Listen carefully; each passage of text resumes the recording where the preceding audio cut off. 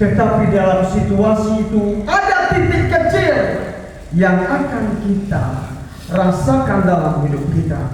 Bapak Ibu, saya tidak banyak komentar panjang lebar, tapi mari saudara bangkit berdiri. Kita menghargai firman Elohim Tuhan kita. Saya undang Bapak Ibu bangkit berdiri. Firman Tuhan yang pagi hari ini datang kepada kita terdapat di dalam kitab Perjanjian Baru, yaitu surat Paulus kepada anak muridnya yang bernama Timotius, yaitu di dalam 1 Timotius pasal 4. Kita baca ayat 1 hingga ayat yang ke-14. Ayat 1 hingga ayat yang ke-14, Bapak Ibu sekalian. Saya memakai Alkitab yang masih ditulis oleh LAI, tapi mungkin Bapak Ibu pakai yang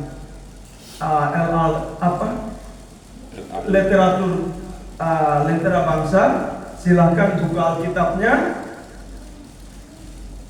Kalau sudah dapat, saya bacakan judulnya dan kita baca bersaut-sautan. Saya baca ayat yang ganjil, Bapak Ibu baca yang ayat yang genap. Dengan judul Tugas Timotius dalam menghadapi pengajar sesat. Ayat 1. Tetapi Roh dengan tegas mengatakan bahwa di waktu-waktu kemudian ada orang yang akan murtad dan mengikuti roh-roh penyesat dan ajaran setan-setan. Silakan Tuhan. Oleh tipu daya, pendusta yang hati nuraninya memakai cap mereka. Mereka itu melarang orang kawin, melarang orang makan makanan yang diciptakan Elohim supaya dapat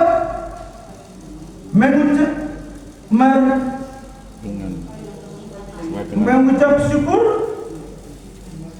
dimakan oleh orang yang percaya dan yang telah mengenal kebenaran.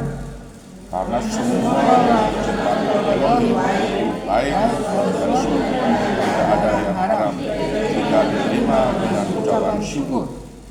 Sebab semuanya itu dikuduskan oleh iman Elohim, firman Elohim dan oleh doa. Dan selalu mengingatkan kepada saudara-saudara kita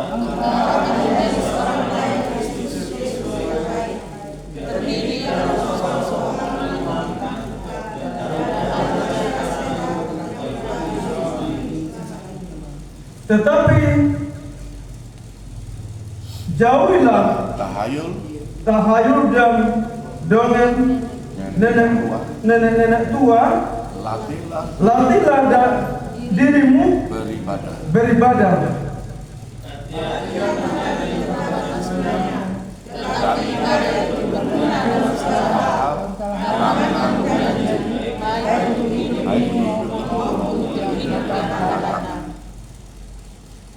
Perkataan ini benar dan patut diterima sepenuhnya. Itulah sebabnya kita berjerih payah dan berjuang karena kita menaati Elohim yang hidup dulu selama manusia, terutama mereka yang percaya. Beritahukanlah dan ajarkanlah semuanya itu. Janganlah seorang itu menganggap engkau rendah karena engkau muda. Jadilah teladan bagi orang-orang dalam perkataanmu, dalam tingkah lakumu, dalam kasihmu, dalam kesetiaanmu, dan dalam kesucianmu. Sementara itu sampai aku datang, bertekunlah dalam membaca kitab-kitab suci, dalam membangun dan dalam mengajar. Jangan menyertai dan dengan penyimpanan tangan. Perhatikanlah semuanya itu. Hiduplah di dalamnya supaya kemajuanmu nyata kepada semua orang. Awasilah diri sendiri dan awasilah ajaran. Bertekunlah dalam semua itu, karena dengan berbuat demikian engkau akan menyelamatkan dirimu dan semua orang yang mendengarkan engkau. Silakan Bapak Ibu duduk kembali. Firman Tuhan berkata, berbahagialah mereka yang membaca firman-Nya dalam hidupnya dan melakukan dalam kehidupannya hari lepas hari. Saya memberi tema atau judul yaitu latihlah dirimu untuk beribadah. Latihlah dirimu untuk beribadah. Tema kita pagi hari ini, latihlah dirimu untuk beribadah. Bapak Ibu Saudara sekalian, ibadah itu banyak. Ibadah itu banyak sekali. Terjadi kontroversial di dalam kekristenan. Hari ini banyak sekali kontroversi itu. Ada yang belajar teologi, lalu mereka mulai membuat kajian. Alkitab itu jelas sekali, kitab suci. Di dalam perjanjian lama dikenal dengan kitab Taurat. Di dalam perjanjian baru dikenal dengan Injil dan surat-surat Rasul. Namun hari ini ibadah-ibadah yang banyak itu terjadi kontroversial. Kontroversial ini tidak bisa, karena masing-masing mengklaim dalam ibadah. Tetapi ibadah yang benar itu saya mau kasih tahu Bapak Ibu. Ibadah yang benar adalah ibadah yang pertama Musa menerima di Gunung Sinai oleh Yahweh Elohim. Itu ibadah yang benar. Itu kitab yang ditulis langsung oleh jari Yahweh Elohim, Tuhan yang benar itu. Itu yang benar. Tetapi hari ini banyak sekali ibadah-ibadah yang dibuat. Di dalamnya itu ada kesombongan di dalam ibadah itu. Maka Bapak Ibu tadi kalau kita baca dari judulnya dan ayat 1, 2, 3, ada ajaran-ajaran sesat. Hari ini banyak sekali orang tuduh menuduh. Mereka berkata ini dia tidak selidiki kitab suci dengan benar. Tapi saya Bapak Ibu itu menjadi takut. Saya takut sekali. Saya bilang begini, masa yang benar dibuat jadi salah, yang salah dibuat jadi benar. Maka di dalam firman yang tadi kita baca ayat 1 sampai ayat 16, ada 3 hal yang akan kita pelajari di dalam isi teks ini. Yang pertama adalah ketegasan roh dalam kehidupan orang percaya. Rasul Paulus dia tegas kepada anak muridnya. Anak muridnya Timotius dididik supaya dia tahu mana yang benar. Kalau kita lihat dari sejarah, histori dari surat ini, Rasul Paulus adalah orang Yahudi asli. Dia pengajar yang sangat hebat di dalam kitab-kitab Taurat. Anak didiknya Timotius, dia adalah orang Yunani. Mamanya Yahudi, bapaknya Yunani. Mamanya namanya Eunike, orang Yahudi yang berdiaspora dan menikah dengan orang Yunani. Lalu lahirlah Timotius. Jadi dalam kehidupan ini kita tidak akan pernah mengerti jikalau kita jalan dengan logika kita. Kita pindah dari satu tempat ke tempat yang lain untuk melakukan ibadah itu. Tetapi Timotius dididik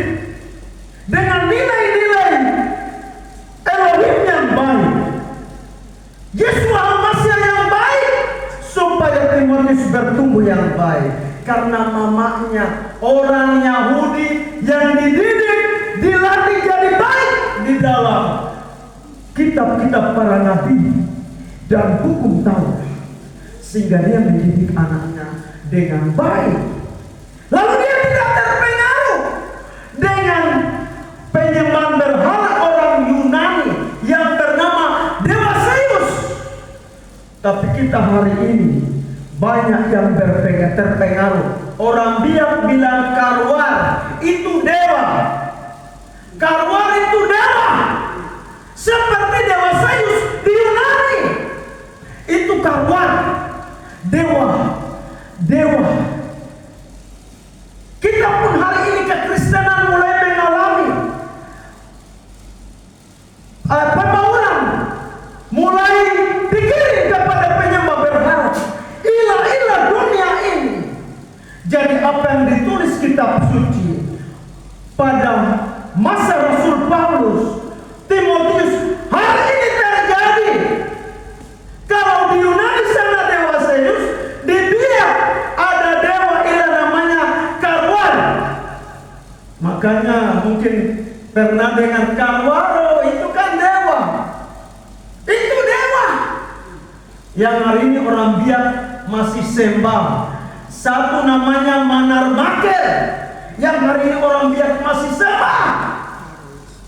Tidak beda jauh dari Dewa Zeus yang disembah orang Yunani.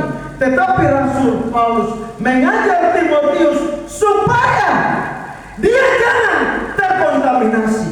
Makanya hari ini di tempat ini saya menyatakan kepada Bapak Ibu bahwa Jemaat Tunas Baru adalah sentral Yahweh bertahta. Berikan kemuliaan untuk Tuhan. Sentral Yahweh bertahta di tempat ini. Kalau di tempat ini Bapak Ibu datang jadi umat, bersyukurlah karena Bapak Ibu keluar dari penyembah berhala itu, keluar dari dewa Karwar yang tadi saya bilang, masa biak bilang, keluar dari Dewa Zeus, dewa ala-ala lain, menyembah Yahweh Elohim yang kudus, yang hidup, tidak bisa tawar menawar dengan nama yang kudus itu. Banyak sarjana teolog mereka berkata begini, itu kan di sana, kita di sini tidak. Dari Israel sampai Papua tetap Yahweh Elohim yang disanjung, ditinggikan karena dia benar, dia mulia, dia perkasa. Maka dia membela laut sumbah air. Rasul Paulus melawan Dewa Zeus yang ada di Yunani pada masa itu. Hari ini saya mau kasih tahu, pendeta Suwanda Kaleb lawan Dewa Karwar yang ada di Pulau Biak. Sekalipun dia mengalami tantangan, rencana yang hebat, dia kuat karena dia menyembah nama yang benar. Hidup benar di hadapan Tuhan, hidup kudus di hadapan Tuhan. Maka ada yang akan datang, 2-3 akan bersama dengan dia di atas pulau ini. Jadi Pulau Biak ini penyembah berhala besar. Saya kasih tahu, pemimpin penyembah berhala namanya Dewa Karwar, satu namanya Manarmaker, 2 dewa yang disembah orang Biak di atas pulau ini. Jadi itu histori, itu sejarah. Jadi ketegasan roh dalam kehidupan orang yang menyembah Yahweh hari ini, ketegasan roh Elohim bagi kita supaya kita kuat, tidak dibinasakan. Karena akan ada masa yang sulit dan sukar, orang akan digiring ke dalam setan iblis antikris. Yesus tidak akan pernah menolong iblis itu dan antikris itu. Ingat, Yesus tidak akan pernah menolong mereka karena mereka ditentukan untuk binasa. Tapi Yesus Masya menolong kita hari ini berbalik menjadi nama Bapaknya. Jadi Yesus punya Bapa namanya Yahweh Elohim, bukan Allah ilah dunia ini, bukan Karwar, bukan Manarmaker, bukan, namanya Yahweh Elohim. Jadi Bapak Ibu bersyukur hari ini ada di Jemaat Tunas Baru. Jemaat Tunas Baru mempersiapkan generasi yang baru supaya supaya menyembah nama yang kudus, dan nama yang kudus menguduskan hidup mereka. Jadi Bapak Ibu, bawalah anak-anakmu ke tunas baru. Gereja ini akan besar di seluruh tanah Papua, dipanggil dari Jayapura, dipanggil dari Sorong, dipanggil dari Sarme untuk datang ke tempat ini. Gereja ini akan berkembang di seluruh pulau ini. Sekolah ini akan berkembang, akan buka di Supiori juga, tunas baru. Hambanya pernah berdoa di Supiori, tanam patok, maka sekolah ini hadir di sana. Gereja ini pun kita berdoa yang benar harus kita rindukan. Kita tanggalkan yang jahat, yang berhala, kita harus buang jauh-jauh dalam hidup kita. Maka Rasul Paulus dengan tegas berkata kepada Timotius, supaya Timotius belajar menyertai generasi yang akan menyembah Elohim di Yunani pada waktu itu, supaya kekuatan Yahweh Elohim menghancurkan dewa-dewa Yunani pada waktu itu. Maka kalau kita tarik benang merahnya untuk hari ini di jemaat tunas baru, di sini adalah tempat Bapak Ibu. Saya sekali lagi Bapak Ibu, saya masuk di sini, saya rasa ada magnetnya. Karena Yahweh Elohim, dia berkuasa untuk menolong setiap yang datang. Kita jauhkan dari pikiran kita, kita jauhkan dari pikiran kita, hati kita jauhkan hal-hal yang hari ini menyesatkan. Hari ini menyesatkan banyak orang. Mereka berkata, oh ini begini, saling fitnah tuduh menuduh. Tapi saya mau kasih tahu Bapak Ibu, pergi ke rumahmu, sampaikanlah kepada saudara-saudaramu, ayah dan ibumu, dan berkata kepada mereka, mari kita pergi menyembah kepada Bapa yang benar. Bapak Ibu, saya tetap pulang ke kampung, bertemu bapak saya namanya Yance Inggabo.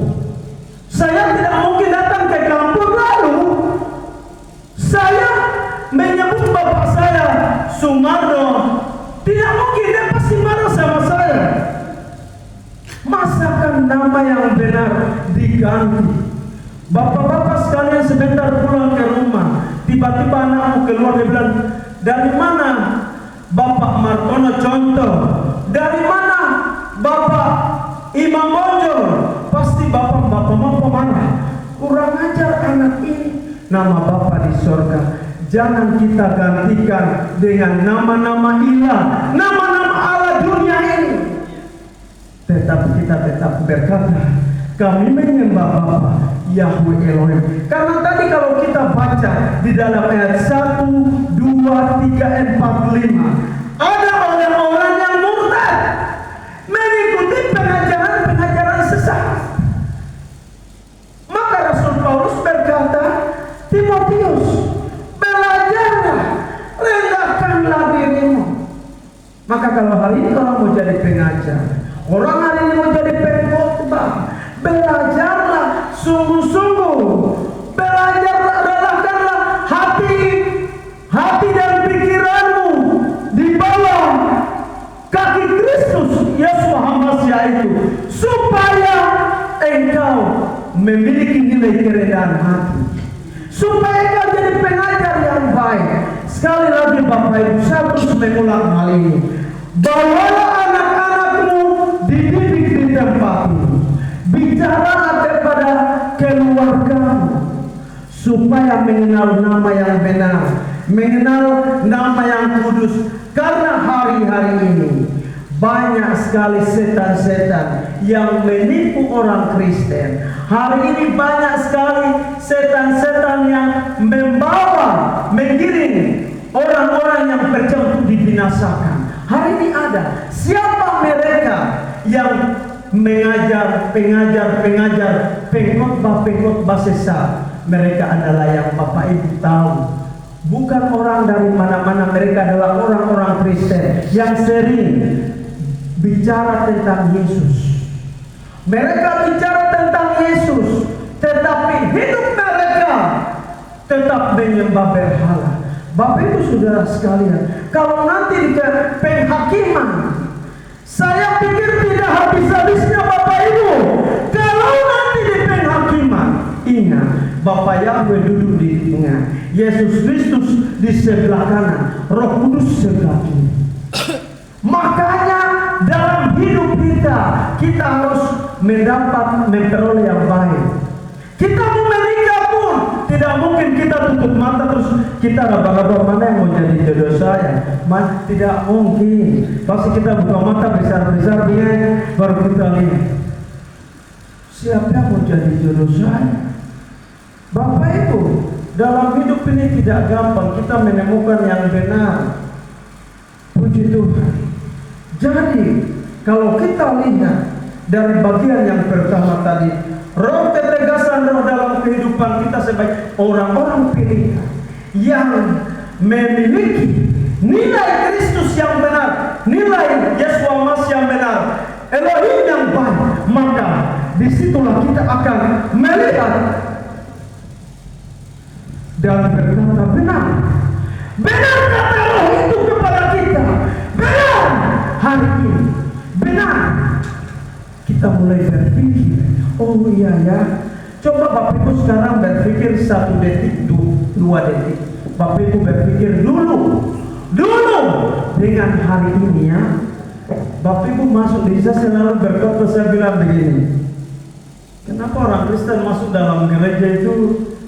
Apakah dia ada bawa jeruk asam di bajunya atau di saku celananya? Kenapa orang Kristen tidak bisa senyum?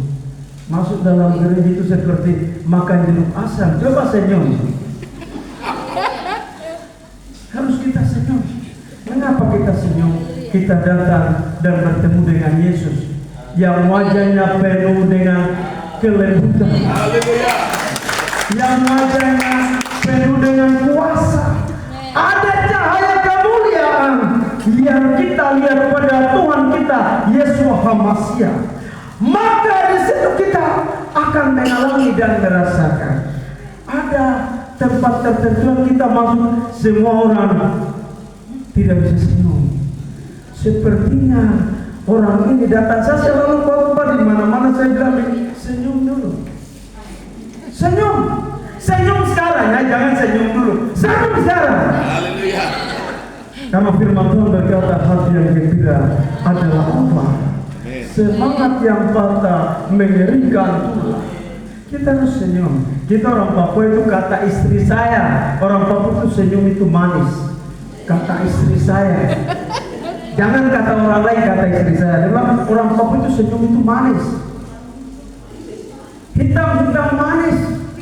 Jangan kita kecil hati dan patah semangat. Saya keliling Indonesia. Saya sampai Jawa, Kalimantan, masuk di tempat-tempat orang-orang Chinese banyak. Gembala ini kan orang Cina, tapi dia pakai Jawa. Dia orang Cina sebenarnya. Makanya dia Tuhan pakai dia hebat di sini, Bapak Ibu. Jadi latar belakang itu sangat penting dan menentukan seseorang. Nama itu penting. Nama mempengaruhi seseorang. Jangan Bapak Ibu berkata, apa arti semua nama? Nama itu penting. Saya tetap nama Karel hingga mau sampai mati. Saya tetap nama Karel hingga mau sampai mati. Dalam bahasa biak, Kar itu pikiran, El itu Elohim. Jadi saya memiliki pikiran Kristus. Haleluya. Suhanda pergi ke laut, pergi ke pantai. Nama itu penting. Nama itu menunjukkan jati diri siapa orang itu. Nama itu penting. Jadi ibu-ibu yang melahirkan generasi, latihlah anakmu. Suruhlah dia pagi-pagi engkau menyanyi buat anakmu. Bawalah dia untuk belajar. Dari 2 tahun, 3 tahun harus belajar. Belajar yang benar. Belajar di tempat yang tepat. Jadi Bapak Ibu datang di Jemaat Tunas Baru itu, Bapak Ibu datang pada tempat yang tepat. Tempat yang menyediakan kehidupan kekal. Karena di sini Di sini engkau akan menemukan nama yang benar, nama yang kudus, yang akan menjadi hakim. Amin.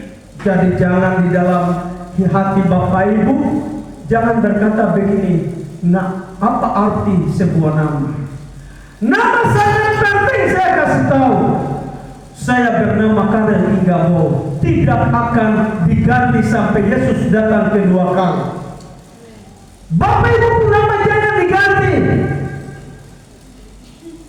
Demikian juga nama Bapa di sorga. Ketegasan roh kepada kita, supaya kita berbalik dan menyembah nama yang benar, nama yang kudus. Amin. Supaya kita hidup benar. Hati kita terbuka kepada semua orang. Di dalam hati kita tidak ada benci dendam, tidak ada persaingan di dalam hidup kita. Saya itu orangnya berhati besar kepada orang. Orang mau menghina, saya senyum sama orang itu. Jadi saya lewat di mana anak kecil. Kemarin saya lewat di mana anak kecil angkat tangan. Hei, hei, hei. Mamanya marah, jangan. Dia lihat saya dan dia bilang, hei. Kemudian 2 ekor anjing. Saya jalan pagi, 2 ekor anjing itu datang senang-senang, lompat. Saya ules-ules kepala. Bapak Ibu, nama jati diri kita itu penting. Jangan engkau bermain hari ini. Engkau bangga. Oh puji Tuhan, saya bisa menemukan nama yang benar. Sekalipun mungkin di luar orang mengecewakan engkau, tapi engkau terus berpegang, saya sudah menemukan yang benar. Saya sudah menemukan yang benar. Saya tetap bertahan di dalam yang benar. Sekalipun rintangan, cobaan datang, silih berganti, saya sudah menemukan nama yang benar. Hari ini banyak sekali orang sungguh. Hari ini banyak orang sungguh di mana-mana.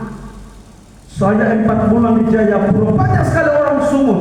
Uang kuranglah, beginilah, begitulah. Ya karena dulu 20 tahun mandi uang. Sampai timbangan rongsokan itu, kulkas 10 juta jual 250.000. Hari ini banyak orang di Papua ini sungguh karena uang sudah tidak ada.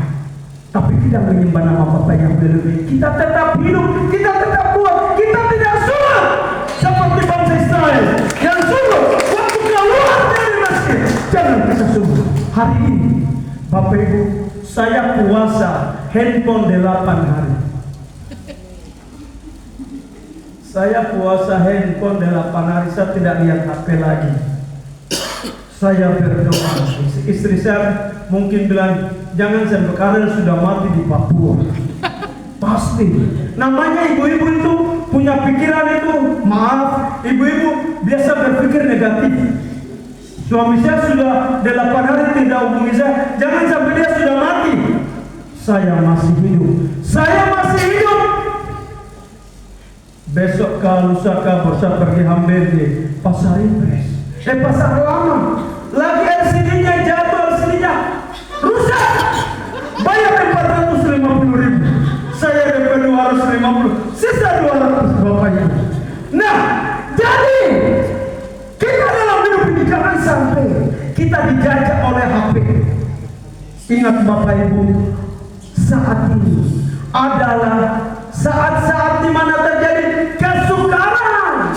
Hari-hari ini adalah kesukaran besar terjadi.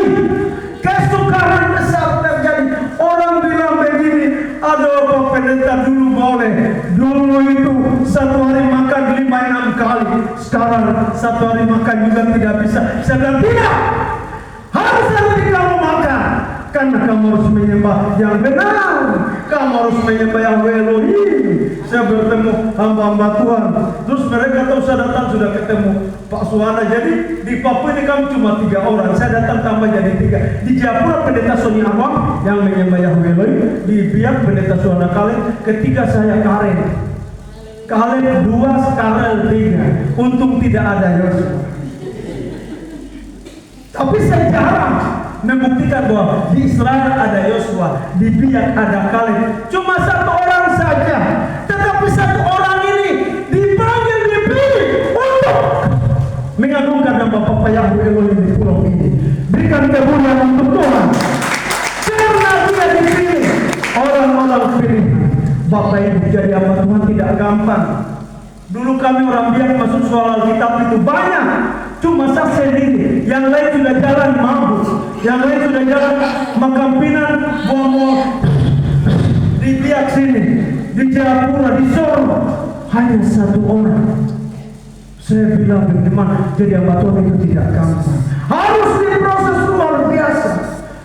Rasul Paulus berkata Timotius, engkau diproses supaya engkau menjadi teladan dalam itu kata bahasamu. Engkau berhikmat mengajar.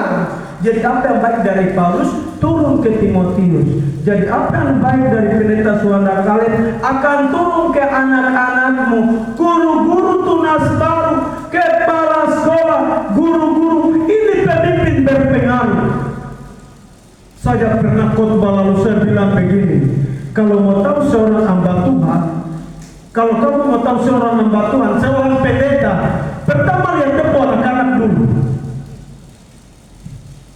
Anak-anak gadisnya akan menunjukkan siapa jati diri bapaknya.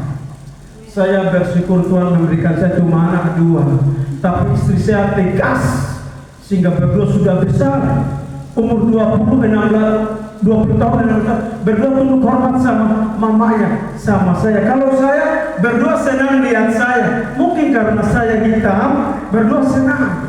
Kalau mamanya buka matanya, berdua padahal yang cowoknya tinggi besar, berat badan 77 kg, 175, tinggi badan 175. Tapi mamanya kecil, buka matanya begini itu. Hebatnya ibu-ibu itu. Hebatnya ibu-ibu itu. Hebatnya ibu-ibu itu. Begitu dia buka matanya, langsung dia ketakutan.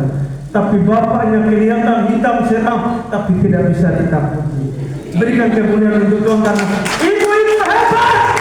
Ibu-ibu hebat saja. Puji Tuhan. Jadi Timotius dipengaruhi oleh mamanya. Jadi ibu harus menyanyi, pagi menyanyi, siang menyanyi, malam menyanyi, menyanyi lagu-lagu yang benar. Tuhan Yesus tidak berubah. Jangan nyanyi kengkong badannya besar, nanti ya harus ibu-ibu menyanyi. Saya hari ini jadi hamba Tuhan Bapak Ibu. Mama saya suka nyanyi. Mama saya orang Pantai Costa, bapak saya GKI, tapi bapak saya orangnya pendiam. Umurnya hari ini 78 tahun. Dia pendiam. Mama saya pegang golok barang kejar dia, bapak saya alami. Bapak saya orang pendiam, tapi mama saya itu tepuk tangan. Jadi Timotius, Eunike, roh yang baik turun ke atas dia. Mama saya memang suka menyanyi, tapi kalau marah bisa-bisa di pinggir rumah rada. Tapi dia sudah meninggal 2011 lalu. Rohnya yang baik, rohnya yang baik. Karena dia suka tepuk tangan, dia selalu tunjuk salib ke saya. Waktu saya kecil, jadi saya tidak ajar hambanya Bapak Pendeta Suara. Anak-anak kecil datang, hidup baru salib, hidup baru salib. Itu ayat ada tulis di luar. Bapak Ibu, dulu saya tidak diajar sebaik yang di sini. Dulu saya tidak diajar sebaik yang ada di tunas baru ini. Dulu tidak ada guru-guru hebat ajar saya. Hanya mama saya seorang. Dia tunjukkan salib. Dia nyanyi lagu-lagu Pantai Costa dulu. Tuhan kirim roh api. Wah, saya senang. Begitu saya bertobat, saya suka menangis. Bapak Ibu, kadang-kala malam saya berdoa menangis itu, istri saya belum bertobat. Ini orang gila berdoa sampai menangis-menangis. Ya, kalau Roh Kudus sama kita, pasti kita menangis. Pasti kita menangis. Tidak ada seorang pun tahan di hadapan kehadiran Elohim Tuhan kita Yesus Hamasya. Tidak ada seorang pun akan berdiri kuat. Semua pasti menangis. Saya dulu kadang saya ingat orang tua saya, malam saya berdoa menangis. Hampir saya berdoa 1 jam. Istri saya bangun dan berdiri lihat saya. Ini orang ini gila ya. Kamu gila ya. Waktu itu kan belum bertobat. Kan suami bisa pengaruh istri. Istri bisa pengaruh suami. Pengaruh yang baik. Jadi Bapak Ibu, saya mengulangi kata ini, bersyukur ada di Tunas Baru. Gereja ini berdiri sendiri tanpa Bapak kita, Gembala Sidang ini tidak ikut-ikutan. Dia tidak meneruskan orang punya. Tuhan kasih visi, Bapak Yahweh kasih visi di jalan sendiri. Makanya kalau kita masuk, tadi saya masuk itu hati saya tersentuh oleh Roh. Saya merenung, saya bilang, tenang, kita ingin yang indah, kita ingin yang bahagia, kita ingin yang indah. Aduh Bapak Ibu, hidup di dalam Tuhan itu indah. Indah sekali kalau kita hidup di dalam Tuhan. Kita hidup di dalam menyembah. Bapak tolong saya, Bapak tolong saya. Kalau Bapak Ibu pulang, mungkin suamimu tidak ikut ke sini ibadah, mungkin istrimu tidak datang ibadah, tapi sebentar pulang terus peluk dia, Ma, dengar baik, dengar baik. Pokoknya bilang saja dengar baik saja, dengar baik saya, terus berdoa. Nanti Roh bekerja pagi ini. Saya alami sendiri. Kalau istri saya kan dia orang gereja Kemah Injil Indonesia di Kalimantan Barat, mereka tidak terlalu tepuk tangan. Lihat itu wajahnya itu polos, lurus ke depan begini, tidak senyum. Tapi begitu datang ketemu saya, dia bilang, orang ini, saya orangnya suka nyanyi, saya orangnya suka senyum. Dia bilang, orang ini gila ya, dia senyum-senyum. Itu dulu waktu kami ketemu. Tapi hari ini tidak seperti itu. Hari ini Tuhan sudah pulihkan dia, Tuhan sudah ubah dia, karena sudah belasan sampai sudah puluhan tahun Bapak. Maka apa yang dialami Eunike dan anaknya Timotius, itu yang harus hari ini kita juga alami. Yang saya alami, itu yang saya juga saksikan. Bapak Ibu, apa yang alami di sini, di dalam rumah Tuhan ini, pergi dan saksikan. Tadi kita baca dari ayat 1 sampai ayat yang ke-7-8. Kita masuk kepada hal yang kedua. Kan ada 3 hal. Yang kedua adalah makanan itu ciptaan Tuhan. Ayat 4-5, makanan itu ciptaan Tuhan. Kalau tadi kita baca di ayat-ayat ini, ada pertentangan soal makanan. Soal makanan. Tapi kita di Indonesia ini hebat. Indonesia ini hebat. Indonesia ini hebat. Bayangkan hampir 1000 bahasa, 1000 pulau. Suku-suku begitu banyak. Papua 200 lebih suku. Tetapi percampuran itu indah. Percampuran itu indah. Dengan istilah yang biasa Bapak Ibu dengar, baca di buku itu, dengar di televisi, istilah biasa muncul Bapak Ibu dengar, lihat itu majemuk. Kemajemukan itu indah. Indonesia dilawat Tuhan dan suku-suku bersatu, berbeda dengan bangsa-bangsa lain. 5 agama, begitu hebat kita ada di negara. Jadi jangan di antara kita muncul hal-hal yang memecah belah kita. Kita di Indonesia ini makan apa saja boleh. Orang tidak debat dengan masalah perkawinan. Saya orang Biak bisa menikah dengan orang Kalimantan Barat, Cina Kalimantan. Orang Biak bisa punya istri orang Jawa. Orang Biak bisa punya istri orang Batak. Terus dan suku-suku lain. Maka tidak boleh ada perbedaan di antara kita. Saya beda untuk Pulau Biak ini. 2026 menjadi provinsi. Di Biak ini suku komplit. Kita berdoa supaya aman. Kita berdoa supaya bersatu. Ada suku Jawa, Toraja, Cina, semua ada di Biak. Biak menjadi milik kita bersama. Amin. Karena orang Biak suka jual-jual tanah, lalu dibeli orang Toraja dan Jawa. Jadi jangan kita mengklaim. Jangan mengklaim. Hari ini ada suku tertentu, gereja tertentu, mereka mengklaim. Tidak. Jangan mengklaim bahwa Biak ini kamu punya. Tidak, saya bilang. kecuali kamu tidak jual tanah. Tanah dibeli orang Toraja, dibeli orang Jawa, maka biar bukan kau punya. Seperti ada lagi yang mengatakan, itu bukan saya punya, biar itu kita punya semua. Jadi biar itu kita punya semua. Saya pernah khotbah di Jayapura, saya bilang begini, kota Jayapura tidak dibangun suku tapi suku Jawa, Batak, Manado, Cina, mereka bangun kota Jayapura. Tidak ada satu orang Jayapura tapi pun punya ruko, tidak ada. Orang biar fakta mengatakan orang lain aspal jalan bagus-bagus, mereka kasih kotor. Itu di seluruh Papua begitu. Biar ini kita punya bersama. Sudah ada 3 marga besar. Bapak Ibu tahu 3 marga besar yang punya biar? Angkatan Udara, Angkatan Darat, dan Angkatan Laut. Tidak lagi rumah rope niaraga. Sudah habis. Sudah habis. Saya bilang supaya kita umat Yahweh tampil di kota ini. Supaya kita umat Yahweh tampil di kota ini. Saya tidak takut. Saya bilang begini, silakan tanah dijual. Silakan jual 5 meter, 10 meter, 50 juta, silakan. Saya tidak takut masuk ke dia karena saya berbeda. Saya pengagum nama yang kudus, Yahweh Elohim Israel, maka saya tidak pernah takut.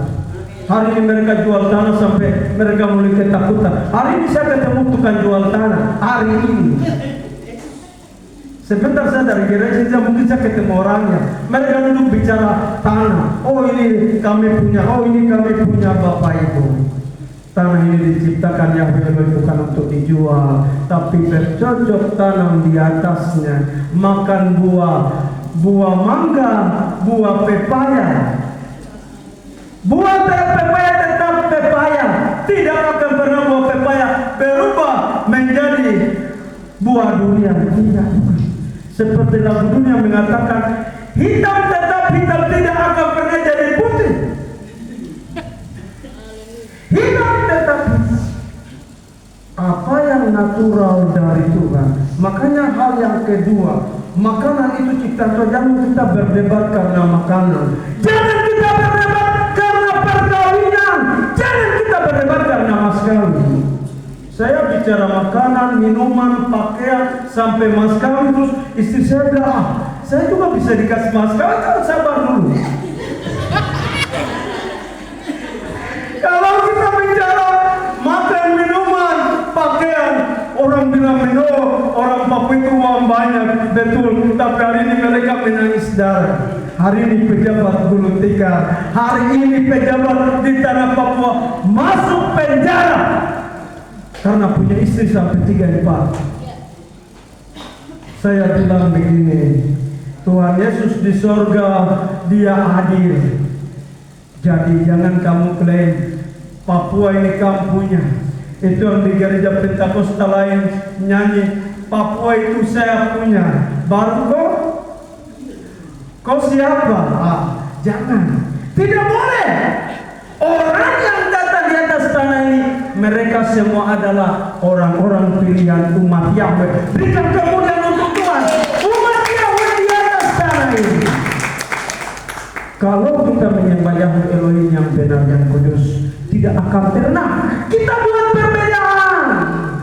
Tapi kalau penyembah berhala ini kan, tadi saya bilang dewa Zeus di Yunani oleh orang-orang Yunani, dewa Manarmaker dan Kalwar di Bia. Kalau orang menyembah itu kan persaingan. Kita hamba-hamba Yahweh Elohim, Yeshua Mashiach, tidak ada persaingan. Saya hari ini saya mengajar berkhotbah, saya bilang begini, saya tidak suka persaingan. Tidak boleh kita bersaing. Datang dididik supaya jadi pengajar yang benar. Datang dididik supaya jadi pengkhotbah yang benar. Hari ini banyak pendeta-pendeta yang sakit hati, benci dendam. Kalau suara Kaleb ini diberi marga Arwah, tapi hari ini di atas mimbar ini saja membilang Igabau. Dia sudah punya marga 2 di dia. Hari ini di mimbar ini saya menyatakan dia tidak sendiri. Saya akan kembali dan dampingi di tanah ini. Jadi Bapak Ibu, siapapun aja orang Jawa mau datang, orang Batak mau datang, orang Cina mau datang, supaya membangun kerajaan Elohim di tanah ini. Membangun kerajaan Elohim. Kalau kita orang Manado itu masakannya enak-enak ya. Bagian yang kedua, makanan itu ciptaan Tuhan. Orang suka makan. Kalau orang Jawa itu makanannya manis-manis, betul tidak? Manis-manis masakannya. Orang Manado itu pedas-pedas. Kita makan itu air dingin ada di situ. Kita makan itu air dingin ada di situ. Jadi percampuran itu indah. Percampuran itu ada keindahan, ada harmoninya. Membuat kita senyum lihat orang lain berhasil, kita senang, oh dia berhasil, puji Tuhan. Hati kita tidak boleh ada rasa iri, benci, dendam. Saya bersyukur sama Tuhan karena saya tidak pakai sifat biak. Sifat biak saya sudah hilang, 0%. Yang ada dalam hidup saya adalah Yahweh Elohim yang saya kabarkan kepada orang di mana saja saya pergi. Jadi jangan kita berantem karena soal makan dan minum, tetapi mari kita berbahagia karena kita menyembah nama yang kudus. Nama itu menguduskan kita. Nama itu membuat kita bercahaya. Kita datang kemana-mana. Saudara-saudara saya bilang begini, kamu hebat ya, pulang pergi Jakarta naik pesawat. Saya bilang kamu yang punya gaji saya 31.000. 31 hari itu sapu gaji. Saya bilang sama saudara-saudara saya, sapu gaji 1 bulan itu 31.000. Kamu kan gaji 3 juta, kamu 4 juta, kamu 5 juta, kamu 10 juta, korupsi 1 miliar. Saya cuma gaji kecil 31 hari 31.000. Tuhan yang bawa saya kemana-mana Bapak Ibu. Tuhan yang bawa saya kemana-mana, pergi ke Jawa, makan bebek bakar Madura, enak. Jadi suku-suku datang ke gereja ini. Kalau kamu keluar dari gereja ini ketemu orang bicara ini, jangan didengar. Itu penyesat. Penyesat itu suka iri. Penyesat itu suka dendam. Penyesat itu suka bersaing. Kalau kita di sini pegang nama Bapak Yahweh, kita tidak akan pernah mau bersaing.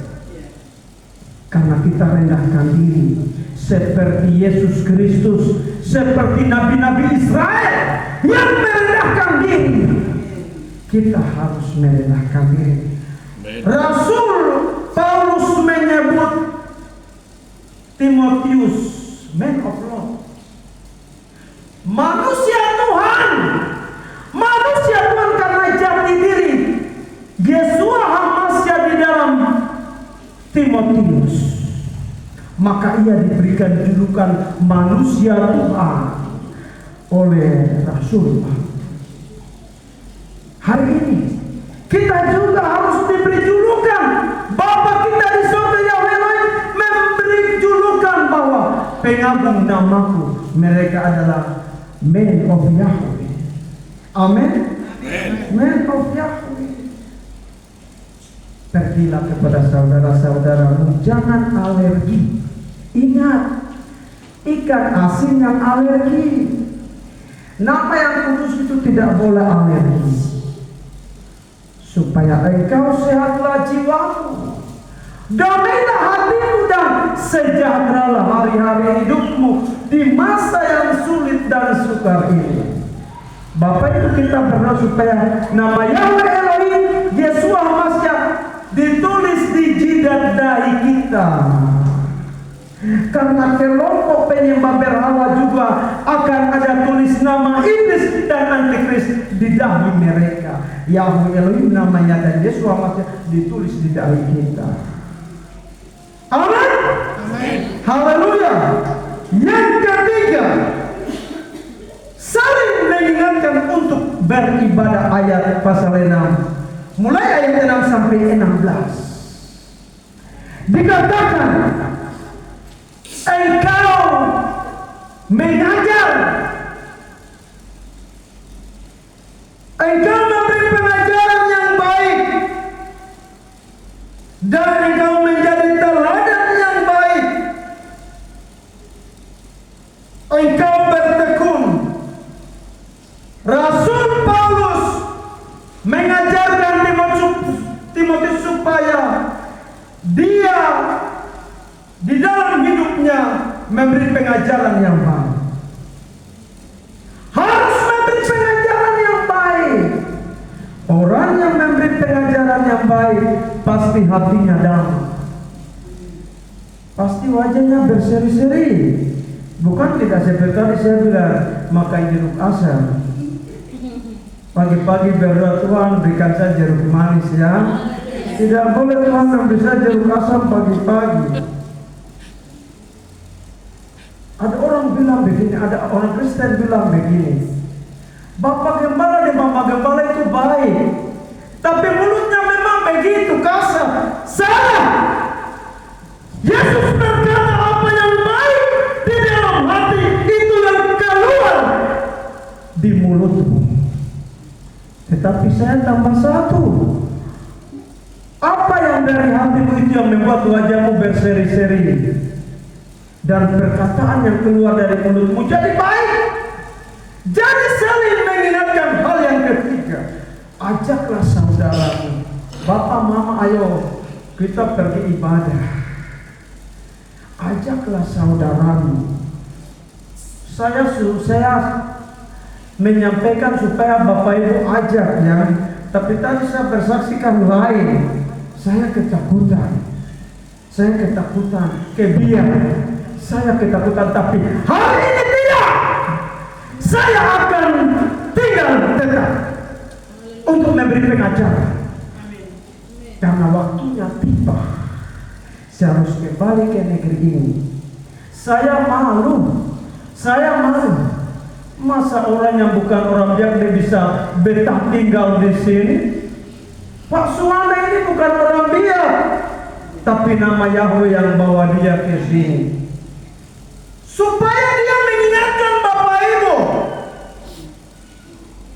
Ini ada 1-2 kursi yang kosong ini, Bapak Ibu punya tugas. Domba beranak domba. Jadi Bapak Ibu kursi-kursi yang kosong ini nanti bukan kosong, ditambah kursi. Gereja ini harus besar. Karena orang pendatang banyak. Orang Toraja ada, orang Jawa ada. Harus orang Jawa bawa orang Jawa, orang Toraja bawa orang Toraja, orang Biak bawa orang Biak, orang Sorong bawa orang Sorong. Yang mau kalau ada di sini suku-suku yang ada, orang Sarmi bawa orang Sarmi. Harus ajak saudaranya. Jangan makan sendiri. Ajaklah saudara-saudaramu. Saya juga nanti ke sana. Saya mau baptisan minggu depan. Saya mau baptisan. Makanya 2 minggu saya alas dulu di Biak. Saya doa puasa dulu. Bapak, saya mau baptisan. Supaya 3 orang itu mujizat terjadi dalam sekejap. Supaya jangan 3 saja, tapi Tuhan bawalah orang, bawalah jiwa-jiwa itu kepadamu. Jadi Bapak Ibu, firman Tuhan yang datang kepada kita hari ini dengan tema latihlah dirimu untuk beribadah. 3 hal tadi kita ingat baik, ketegasan roh dalam kehidupan orang percaya kepada Yahweh, makanan itu ciptaan Tuhan, dan yang ketiga mengingatkan saudara kita untuk beribadah.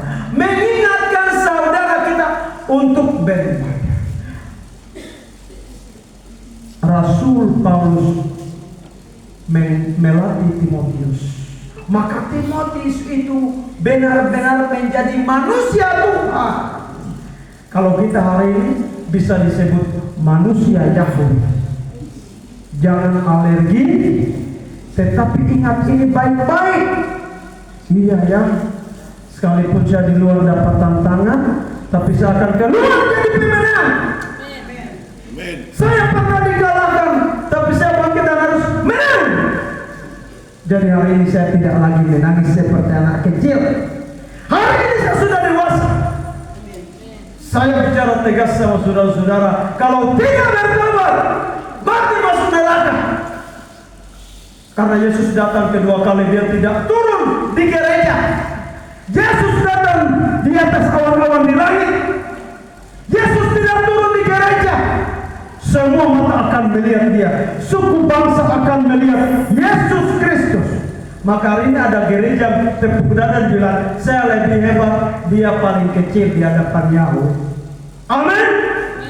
Yesus datang kepada semua suku, bangsa dan bahasa. Maka kita ingat 3 hal ini dengan baik. Pulang dan renungkan dan berdoa. Kiranya Bapa Yahweh Elohim Yeshua HaMashiach memberkati kita semuanya. Amin. Demikian firman Tuhan. Mari kita berdoa untuk firman Tuhan. Haleluya. Bapa Yahweh Elohim Israel yang memanggil Musa di Gunung Sinai, yang dipanggil Yesus di atas kayu salib.